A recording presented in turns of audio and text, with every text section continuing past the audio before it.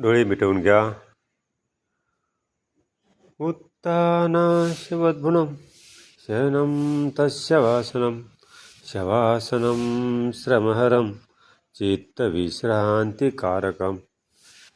शवासन हे सर्वात अवघड आसन म्हटलं जातं, कारण याच्यामध्ये चित्ताला विश्रांती देणं काम आहे. पण चित्ताला विश्रांती मिळत नाही. मन आपलं इकडे तिकडे भटकत राहतं आणि त्या भटकणाऱ्या मनाला शांत करणं, एकाग्र करणं. चित्त म्हणजे काय? मन, बुद्धी. मनाच्या पुढची स्थिती बुद्धी आहे. जे काय पाहिलं ते मनाने सांगणं. मनाच्या पुढची स्थिती बुद्धी. बुद्धी त्याचा निर्णय घेते, योग्य की अयोग्य. आणि बुद्धीने निर्णय घेतल्यानंतर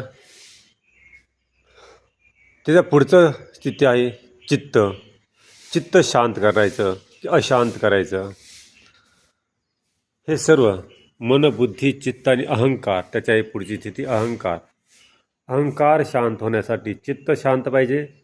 चित्त शांत होण्यासाठी मन शांत पाहिजे. बुद्धी शांत पाहिजे आणि बुद्धी शांत होण्यासाठी मन शांत पाहिजे. मन शांत होण्यासाठी इंद्रिय एकाग्र करणं, इंद्रिय शांत करणं गरजेचं आहे. म्हणून हे आसन मनावर काम करणार आहे, बुद्धीवर काम करणार आहे आणि नंतर पुढे चित्तावरही काम करणार आहे.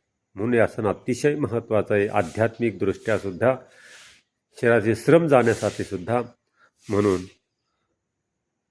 हे आसन अतिशय गरजेचं आणि अतिशय अवघड आसन आहे. हे रोज जितके शरीराला ऊर्जेची गरज आहे तितकी शरीराला शांततेची आणि शिथिलतेचीही गरज आहे. सर्व शरीर शिथिल झालंय याचा अनुभव घ्या.